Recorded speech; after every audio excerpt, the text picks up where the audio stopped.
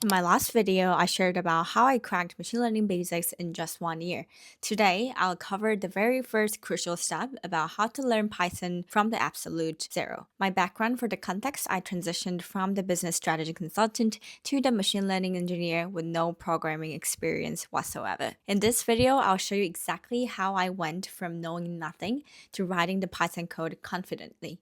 The exact roadmap that I followed and you should be following. Let's kick off with the right mindset. The first thing that you need to be ready is your mindset.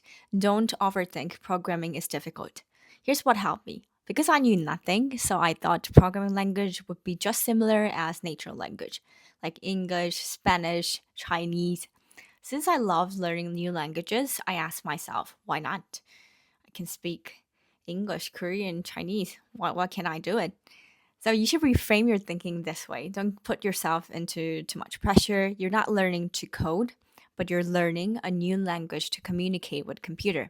This mindset, it shifts and eliminates the fear and makes your learning process feel a lot more natural. The first step that you should be taking is pick one resource and commit. If you are a book learner who prefers the paper book, go for it. Just pick one book, go to any bookstore and pick Python Basics book.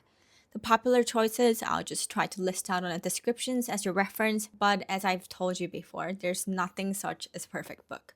As long as you can learn it, that's a good book. And in machine learning and AI resources, luckily, there are many free online resources. You don't need to look for expensive, fancy new books. But if you're a video learner, that's also fine. Go for free Python courses. If you put it on a YouTube channel or Google, you'll easily find things that you can learn from. Now you're ready. Now you have a one resource that you can commit to. And the next step you should be doing is start learning, right? You should be setting your daily goal. Read one chapter per day. I prefer doing that way because I'm a bit impatient and I feel more motivated if I learn the new stuffs and repeat the learning instead of taking a slow step. But if you're a slow learner and you feel like it's too overwhelming to do one chapter a day, it's okay. Try to do 5 to 10 pages daily. When you go through all the Python concepts, try to underline the key concepts and just read. Read like reading a book. But the non-negotiable rule here is type everything by hand.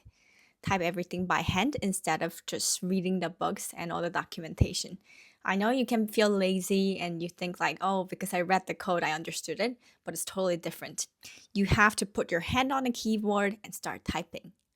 On most of the Python basic books, they have a code blocks that recommend or give assignments for the students to write down the code on their own. You might start to think, where can I put the code? It can be a little complicated if you want to use IDE at the beginning, like PyCharm, VS Code, Cursor. So if you feel like you're not comfortable using IDE, that's okay. I would recommend using a Google Colab.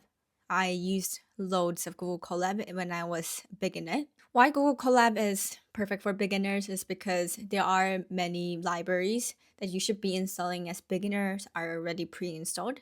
No setup is required. You'll have less frustration when you're starting to type your code and try to execute it. How you can access it, go to Google Cloud, Google Drive. Right click anywhere, and if you click more, you'll see Google Collaboratory. If you double click it, you'll enter the Colab, some kind of virtual notebook environment that you can write the code. Okay, when you start writing a code, everything will feel so weird. Object-oriented programming, functions, loops, everything will feel awkward and somehow feel like alien language also.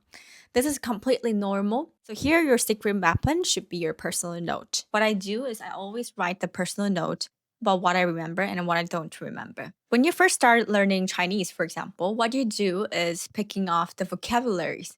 You write down the vocabularies, write the meaning at the side. It's also the same. Just start writing down the functions you can't remember. Create your own cheat sheet. When you don't remember, just go through your note and find the part that you have written down. The things that's written down on your notebook will be inside your brain in no time.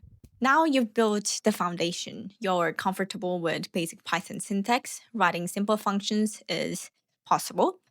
You understand the loops and the conditions, and you feel like I kind of know how to write the code. Then you're ready to move on to the next level. Every expert programmer started exactly where you are. Even for me, I knew nothing about programming. I remember when I was in uni, there was one programming course that taught you a Python, and I got grade C or D. I almost failed it because I wasn't interested in. What I love about programming is that the more you do, you can feel like you're progressing. It's more about the consistency than your talent.